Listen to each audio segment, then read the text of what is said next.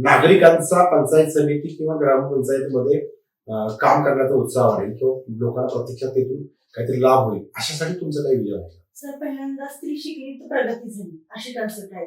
या महिला, मी ज्या ठिकाणी माझ्या वस्त्यांवरील महिला अशा बघते की त्या घरातच अडकून आहेत, म्हणजे शिकलेल्या आहेत, एज्युकेटेड आहेत, पण पूर्ण प्लॅटफॉर्म मिळत नाही किंवा कोणती संधी मिळत नाही. जसे की आपण शहरासारख्या भागामध्ये बघतो की आदिवर्क असू दे, शिलाई वगैरे असू दे, त्या ठिकाणी महिलांना पूर्ण प्रशिक्षण मिळालं जातं. त्याच्यामध्ये आपल्या त्या ठिकाणी त्यांना सगळ्या सुखसोयी दिल्या जातात, मटेरियल प्रोव्हाइड केले जातात. असं ग्रामीण भागामध्ये सर त्यांना कोणत्याही प्रकारचं प्रशिक्षण दिलं जात नाही.